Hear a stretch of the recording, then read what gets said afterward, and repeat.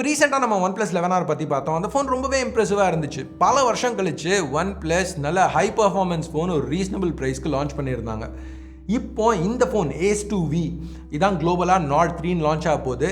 இந்த ஃபோன் அந்த 11R மாதிரியே ஃப்ளாக்ஷிப் ஸ்பெக்ஸ், ஆனால் இந்த தடவை கிட்டத்தட்ட 27,000 ரூபாய்க்கு சைனாவில் ப்ரைஸ் பண்ணியிருக்காங்க. ஸோ அஃப்கோர்ஸ் எதுவுமே ஃப்ரீயாக கிடைக்க போகிறதில்ல. அந்த அளவு ஃப்ளாக்ஷிப் ஸ்பெக்ஸ் இந்த ப்ரைஸ்க்கு எடுத்துகிட்டு வரணும்னா சில காம்ப்ரமைசஸ் பண்ணி தான் ஆகணும். அந்த காம்ப்ரமைசஸ் என்ன, இந்த ஃபோன் எப்படி இருக்குது, இது குளோபலாக லான்ச் ஆகையில் இதை வாங்கலாமா வேணாமான்னு கன்சிடர் பண்ணுற அளவுக்கு வர்த்தான ஒரு ஆப்ஷனாக முதல்ல அன்பாக்ஸ் பண்ணுவோம், அடுத்து டீட்டெயில்டாக பார்ப்போம். என் பேர் ஆஷ், நீங்கள் பார்த்துட்டு இருக்கிறது C4 Tech தமிழ். வீடியோ பிடிச்சிருந்துச்சுன்னா என்ன பண்ணணும் உங்களுக்கே தெரியும். வீடியோக்கு போவோம். கைஸ், ஆரம்பிக்கிறதுக்கு முன்னாடி ஒரு சின்ன ரிக்வெஸ்ட். நீங்கள் டெலகிராம் யூஸ் பண்ணிங்கன்னா கீழே உள்ள லிங்கை யூஸ் பண்ணி C4 Tech தமிழ் டெலகிராம் சேனலில் ஜாயின் பண்ணுங்கள். அப்லோட்ஸ்லாம் ட்ராக் பண்ணுறதுக்கு கொஞ்சம் வசதியாக இருக்கும். ஸ்பேம் பண்ண மாட்டேன், ப்ராமிஸ். முடிஞ்சால் ஜாயின் பண்ணுங்கள். ஸோ கைஸ், இதுதான் Ace 2V. ஏற்கனவே சொன்ன மாதிரி Nord 3 குளோபலாக லான்ச் ஆகிற ஃபோன். பாக்ஸ் ரொம்ப ஃபெமிலியராக இருக்குது. இந்த ரெட் OnePlus பாக்ஸ் நம்ம நிறைய தடவை பார்த்துருக்கோம்.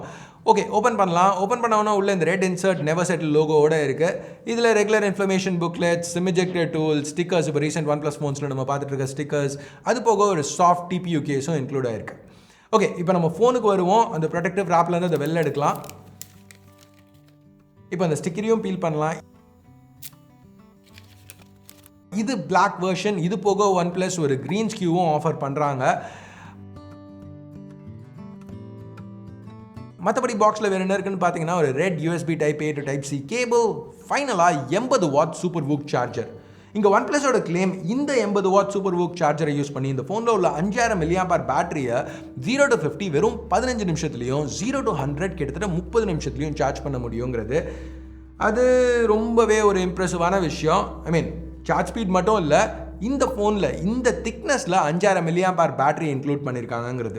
போன தடவை உள்ள OnePlus Nord 2T பார்த்தீங்கன்னா அந்த ஃபோன்ஸும் இதே திக்னஸ் தான், பட் அதில் 4500 mAh பேட்டரி தான் இன்க்ளூட் பண்ணியிருந்தாங்க. ஸோ இங்கே பேட்டரி கெப்பாசிட்டி இன்க்ரீஸ் பண்ணியிருக்கிறதும் ஒரு மேஜர் பாசிட்டிவ்.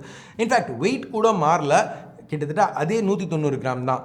எப்படா இதை பண்ணாங்க, பேக் கிளாஸுக்கு பதிலாக இப்போ பிளாஸ்டிக் ஆகிட்டாங்களா அப்படின்னு உங்கள் மைண்ட் வாய்ஸ் சொல்லிச்சுன்னா, ஐ மீன் கேட்குறது தப்பு கிடையாது, பட் இல்லை, இங்கே இன்னமும் கிளாஸ் தான் இன்க்ளூட் பண்ணியிருக்காங்க. இன்ஃபேக்ட் OnePlus 11R ரொம்ப சிமிலரான ஃபினிஷ், பிளாக் அதே மாதிரி கொஞ்சம் கிளிட்டரி ஃபினிஷ், ஸ்மூத்தாக இருக்குது. க்ரீனும் OnePlus 11R பார்த்த மாதிரியே இங்கே கிளாஸியாக இருக்குது. இங்கே OnePlus சொல்கிறது நாங்கள் 2.8D கிளாஸ் யூஸ் பண்ணியிருக்கோன்னு. பேசிக்காக எட்ஜஸில் இந்த கிளாஸ் நல்லா ஷார்ப்பாக கர்வ் ஆகுது. ஸோ கையில் பிடிச்சி யூஸ் பண்ணுறதுக்கு நல்லா தான் இருக்குது. கேமரா அரே மற்ற OnePlus ஃபோன்ஸ் மாதிரி இல்லாமல் இன்ஃபேக்ட் Oppo Reno 9 மாதிரி இங்கே கொடுத்துருக்காங்க. பட் இந்த கேமராஸ் பற்றி பேசுவோம். இப்போதைக்கு சைட்ஸ் இன்னும் பிளாஸ்டிக் தான், ஆனால் அலர்ட் ஸ்லைடரை இன்க்ளூட் பண்ணியிருக்காங்க. அது என்ன கேட்டிங்கன்னா ஒரு நல்ல விஷயந்தான். ஏன்னா நடுவில் நாங்கள் ப்ரோ வெர்ஷனுக்கு மட்டும்தான் அலர்ட் ஸ்லைடர் கொடுக்க போகிறோம் அப்படின்லாம் கதை ஓட்டின்னு இருந்தாங்க. அப்படிலாம் இல்லாமல் நார்மல் ஃபோன்ஸ்க்கும் OnePlus கொடுக்கறது பாசிட்டிவ். இது போக OnePlus 11R பார்த்த அந்த IR பிளாஸ்டர் இங்கே இன்க்ளூட் ஆகிருக்கு. ஸோ உங்களுக்கு வேணும்னா டிவி மற்ற அப்ளையன்சஸ்லாம் இந்த ஃபோனை யூஸ் பண்ணி கண்ட்ரோல் பண்ணலாம். இப்போது என்னெல்லாம் இருக்குங்கிறத பற்றி பார்த்தோம். என்னெல்லாம் இல்லைன்னு பார்த்தீங்கன்னா micro SD, headphone jack, IP rating, அதெல்லாம் இந்த ஃபோனில் கிடையாது. அது மட்டும் இல்லாமல் ப்ரொடெக்ஷனுக்கு என்ன கிளாஸ் யூஸ் பண்ணியிருக்காங்கிறதும் எனக்கு இந்த பாயிண்டில் கன்ஃபார்மாக தெரியல. பின்னாடி Gorilla Glass 5, ஃப்ரண்ட்டில் Asahi Dragon Trail Glass அப்படிங்கிற மாதிரி தான் ரிப்போர்ட்ஸ் பார்க்குறேன். பட் இது இன்னும் OnePlus அஃபிஷியலாக கன்ஃபார்ம் பண்ணல. எனக்கு அஃபிஷியல் கன்ஃபர்மேஷன் கிடைச்சதுக்கப்புறம் கீழே ஒரு கமெண்ட்டில் பின் பண்ணுறேன். இப்போது Nord 2T எடுத்துக்கிட்டிங்கன்னா அதில் 6.43 inch 90 Hz AMOLED panels use பண்ணியிருந்தாங்க.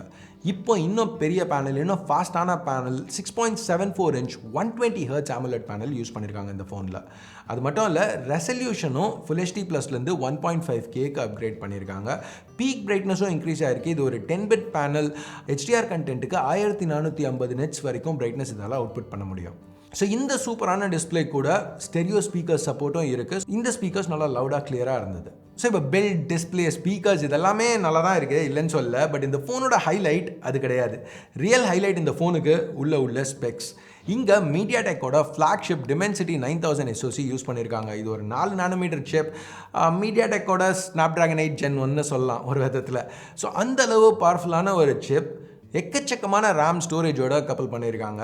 ஏன்னா இந்த Nord 3 பார்த்தீங்கன்னா, அதாவது Ace 2V பார்த்தீங்கன்னா ரேம்னு வரையில் 12 இல்லை 16 GB LPDDR5X, ஸ்டோரேஜ்னு வரையில் 256 இல்லை 512 GB UFS 3.1. இப்போது OnePlus 11R கூட பேஸில் 8128 தான். இங்கே பேஸ்லேயே 12 to 56 ஆஃபர் பண்ணுறது நல்ல ப்ரைஸில் ஆஃபர் பண்ணுறதுங்கிறது எனக்கு ரொம்பவே ஒரு பெரிய பாசிட்டிவாக தெரிஞ்சுது. பட் அஃப்கோர்ஸ் குளோபலாக இதை லான்ச் பண்ணையில் அதை கட் பண்ணி ஒரு 128 வெர்ஷன் லான்ச் பண்ணுறதுக்கு சான்சஸ் இருக்குது, இல்லைன்னு சொல்ல.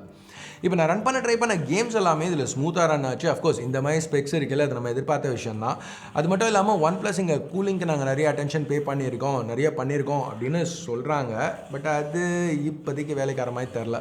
ஏன்னா சஸ்டெயின் பெர்ஃபார்மன்ஸ் கண்டிப்பாக இம்ப்ரூவ்மெண்ட்ஸ் வேணும். 3D Mark Wildlife Extreme stress test run பண்ணையில், அதாவது 20 நிமிஷம் கண்டினியூஸாக அந்த GPUவை புஷ் பண்ணையில் பெர்ஃபார்மன்ஸ் கிட்டத்தட்ட பாதி ட்ராப் ஆகிடுச்சு. இது ஒரு நல்ல விஷயம் கிடையாது. ஆனால் இது இப்போ தான் வந்து சைனாவில் லான்ச் ஆகிருக்கு. டிப்பிக்கலாக சைனாவில் ஃபர்ம்வேர் இனிஷியலாக நிறைய பக்ஸோடு வரும்.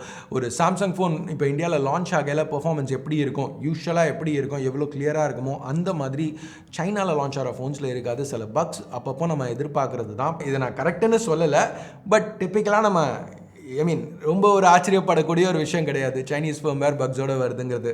ஸோ இங்கே சாஃப்ட்வேரில் இதை ஃபிக்ஸ் பண்ணாங்கன்னா நல்லாயிருக்கும். இந்த பாயிண்டில் சஸ்டெயின் பெர்ஃபார்மன்ஸ் இந்த ஃபோனுக்கு ஒரு நெகட்டிவ் மாதிரி தான் தெரியுது. இதை நான் பெருசாக எடுத்துக்காததுக்கு இன்னொரு காரணம், இந்த ஃபோன் ColorOS 13 ரன் ஆகிட்டு இருக்கு, Android 13 மேலே பில்ட் பண்ண வெர்ஷன்.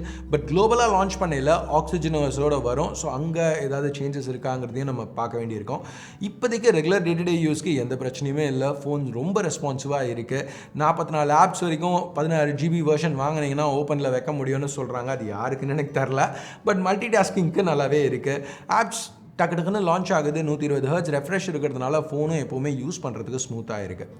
ஓகே, இப்போ நம்ம கேமராஸ்க்கு வருவோம். இதெல்லாம் தாறுமாறாக இருக்குது. அப்போ எங்கேயாவது ஒரு இடத்துல காம்ப்ரமைஸ் பண்ணியிருக்கணும்ல இந்த ப்ரைஸ் பாயிண்ட் ஹிட் பண்ணுறதுக்கு. அந்த இடம் கேமரா தான். பின்னாடி ட்ரிபிள் கேமரா செட்டப் கொடுத்துருக்காங்க. Primary 64 mega pixel sensor f1.7 லென்ஸோட பேர் ஆகிருக்கு. இந்த லென்ஸுக்கு ஆப்டிக்கல் ஸ்டேபிளைசேஷன் கிடையாது.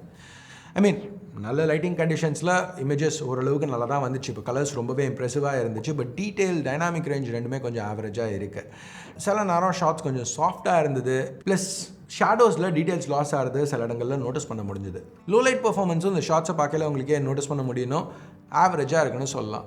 இங்கே தான் OIS ரொம்பவே ஹெல்ப் பண்ணியிருக்க முடியும். இங்கே மட்டும் இல்லை, வீடியோன்னு வரையிலையும் இந்த ஃபோனால் 4K 60 வரைக்கும் ஷூட் பண்ண முடியும். பட் அந்த ரெசல்யூஷன் ஃப்ரேம் ரேட் காம்போவில் ஸ்டெபிலைசேஷன் எதுவுமே கிடையாது. OIS இருந்தால் இங்கே கொஞ்சம் யூஸ்ஃபுல்லாக இருந்திருக்கும். இப்போதைக்கு ஸ்டெபிலைசேஷன் இல்லாத 4K 60 அன்யூசபிள்னு சொல்லலாம். 1080p 60ல் அந்தளவு டீட்டெயில் இல்லாட்டியும் ஃபுட்டேஜ் ரொம்பவே யூஸபிளாக இருக்குது. ஏன்னா இந்த ரெசல்யூஷன் ஃப்ரேம் ரேட்டில் எலக்ட்ரானிக் ஸ்டெபிலைசேஷன் கிடைக்குது. செகண்டரி ஒரு 8 மெகா பிக்சல் அல்ட்ரா வைட், இதை பற்றி சொல்லிக்கிறதுக்கு பெருசாக எதுவும் இல்லை. இன்னும் அதிகமான விஷயங்களை ஒரு சிங்கிள் ஃப்ரேமில் ஃபிட் பண்ண முடியும். ரீசனபிளி ஓகேயாக பெர்ஃபார்ம் பண்ணுது.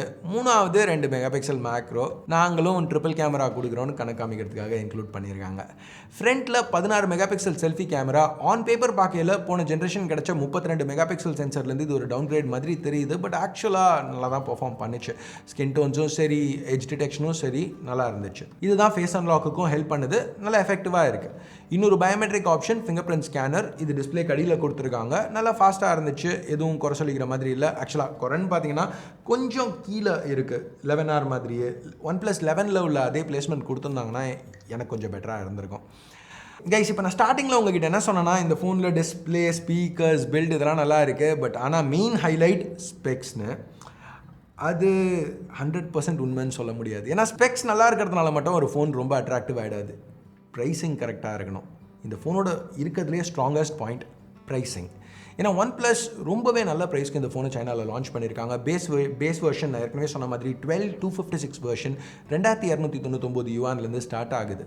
கன்வெர்ட் பண்ணிங்கன்னா கிட்டத்தட்ட 27,000 ரூபா. அந்த ப்ரைஸுக்கு 12256 இந்த மாதிரி ஸ்பெக்ஸோட அந்த சஸ்டெயின் பர்ஃபார்மன்ஸ் பார்ட் அவங்க ஃபிக்ஸ் பண்ணிட்டாங்கன்னா, இந்த மாதிரி தாறுமாறு ஸ்பெக்ஸோட நல்ல டிஸ்பிளே, சூப்பரான பில்ட், உங்களுக்கு கேமராஸ் ரொம்ப முக்கியம் இல்லை, நல்ல ஃப்ளாக்ஷிப் ஸ்பெக்ஸோட நல்ல பெர்ஃபார்மன்ஸ் உள்ள ஒரு ஃபோன் வேணும் அப்படின்னு பார்க்குறவங்களுக்கு இது ரொம்பவே அட்ராக்டிவாக தெரியலாம்.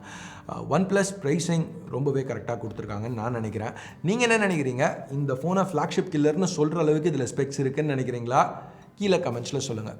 ஸோ எனிவேஸ் கைஸ், அவ்வளோதான் இந்த சின்ன அன்பாக்சிங் வீடியோக்கு. பிடிச்சிருக்கு பிடிக்கல நீங்கள் நினைக்கிறத பேஸ் பண்ணி தம்ஸ் அப் இல்லை தம்ஸ் டவுன் ப்ரெஸ் பண்ணுங்கள். சப்ஸ்கிரைப் பண்ணலன்னா சப்ஸ்கிரைப் பட்டன், ஏற்கனவே சப்ஸ்கிரைப் பண்ணியிருந்தீங்கன்னா பக்கத்தில் உள்ள பெல் ஐக்கான் அதையும் ப்ரெஸ் பண்ணுங்கள். அப்போ தான் நான் போடுற வீடியோஸை நீங்கள் மிஸ் பண்ணாமல் பார்க்க முடியும். அடுத்த வீடியோவில் உங்களை திருப்பி சந்திக்கிற வரைக்கும் என் பேர் ஆஷ். நீங்கள் பார்த்துட்டு இருக்கிறது C4 Tech Tamil. Have a nice day. Bye.